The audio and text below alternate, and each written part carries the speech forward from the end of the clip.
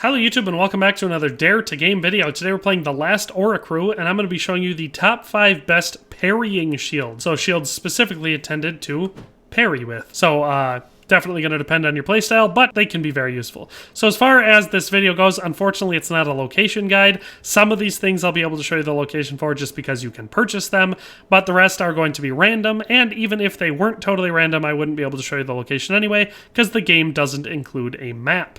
So if you got a problem with that, blame the game design, don't blame me, it's not my fault. But with all that in mind, I will show you the stats and explain why these 5 are the best, and so that way if you were trying to decide which one you should look for, or if the one you're using has something out there that's better than it, this video will clear that up for you. So we're going to start it off at number 5, which you can see I've got on me right here, and it is the Infantry Shield. So as far as stats on this one go, got a weight of 1.9, no requirements to use this one, so you don't need the strength of a specific level or anything like that. This one has the static block ability and the parry ability. Our average block for the Infantry Shield is 54.5, but that's mostly just brought down because it has no fire or lightning protection. For the rest of our protections, we have 100% against arrows and bolts, 66% against crush, 88% against thrust, and 73% against swing. I'll just quick read the item description, which will hold true for all of the shields on this list.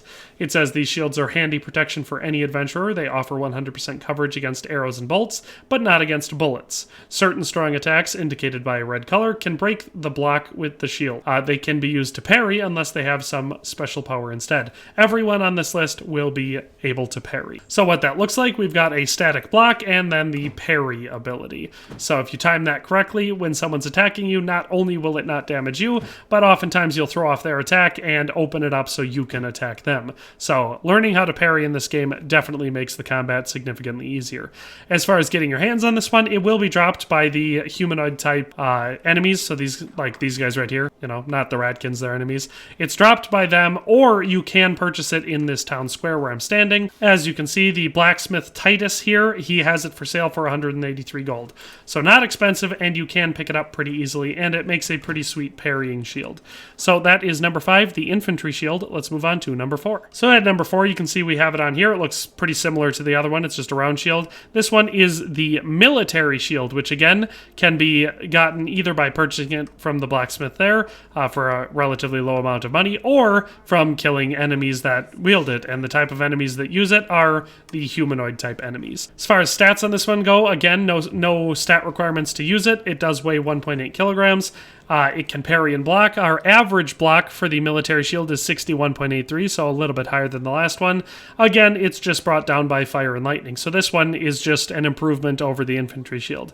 We've got 90% protection against swing, 100% against thrust, 81% against crush, and 100% against arrows. So it's going to totally block arrows and bolts, and this one will also block all of your melee damages significantly better than the Infantry Shield does. So in the decision between the two of these, I definitely pick the Military Shield every time, unless you're going purely for aesthetics. And again, we're going to have the static block, which looks like a static block always does, and then the parry, which can be used, if timed correctly, to really make you a lot better at combat.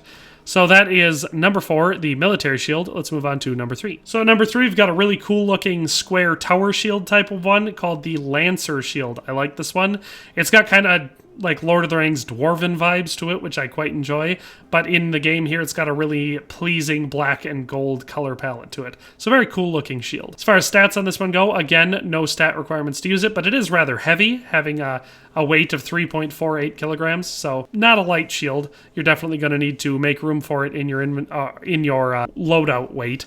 As far as the block on this one, we have an average block of 65, and again, that's just brought down by the fire and lightning because the swing protection is 100, thrust is 100, crush is 90, and arrows is 100.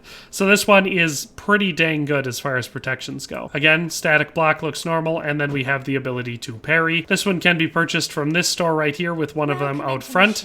You see Trader Suzanne, she sells it for 722 gold. So if you want to get your hands on this one, you can either kill the humanoid type enemies until they drop one, or you can purchase it from Trader Suzanne here once you make it to the town. But that's number 3, the Lancer Shield. Let's move on to number 2. And number 2, we've got a classic kite shield design with a really cool color palette on it. It's black with silver accents, so I quite enjoy that, as that's one of my favorite color schemes for anything, but especially medieval armor and weapons. Stats on this one are going to be the same as before, so we've got a nice heavy weight of 3.28 kilograms, so pretty heavy. This one can parry and be used for static block. Our average block on this one is actually quite a bit higher, though. This one is at 93.83 because we are not weak to the elements. So we've got a swing protection of 90, thrust of 100, crush of 81, arrows of 100, fire of 100, and lightning of 92. So this one is also going to protect you very, very well against your melee damages, but it has the added advantage of giving you total protection against fire and near total protection against lightning. So one of my all-time favorite shields in the game, both appearance-wise and stat-wise. Static block looks like that, parry looks like that. As far as getting your hands on this one goes, unfortunately it cannot be purchased anywhere, or at least not anywhere that I've found so far, but it does drop when you kill the humanoid type enemies. I think I got my first one, it was either maybe right when I got to the city or right at the fort after leaving the monastery. So I got my first elite shield very early in the game. You just have to kill enemies until they drop one. So that is number 2, the elite shield.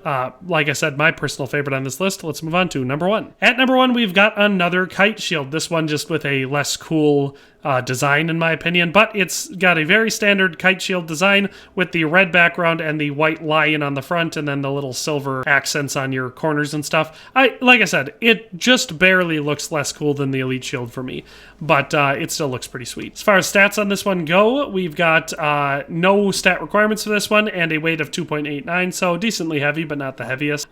This one can parry and do a static block. As far as our protections on this one, just slightly better than the elite shield, so our average block here is 96, and so we've got a swing protection of 97, thrust of 100, crush of 87, arrows of 100, fire of 100, and lightning of 92.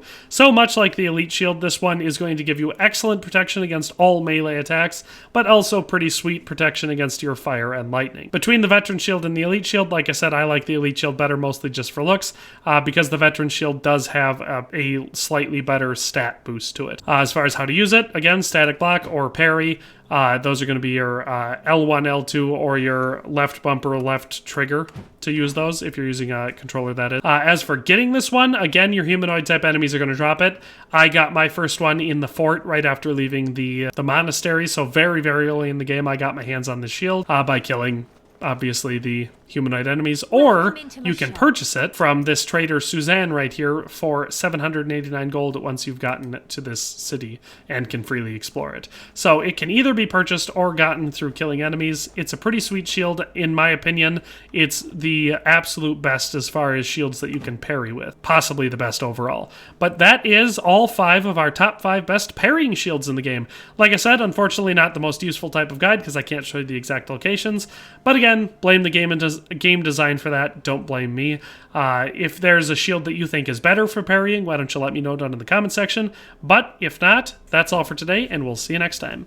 Thanks for watching another Dare to Game video. If you liked this video, please leave a like and a comment. If you haven't already, be sure to subscribe to the channel. If you like my content and would like to support this channel, consider becoming a member today for as little as $1.99 a month. It makes a huge difference. But in any case, thanks for watching and have a nice day. I'll see you next time.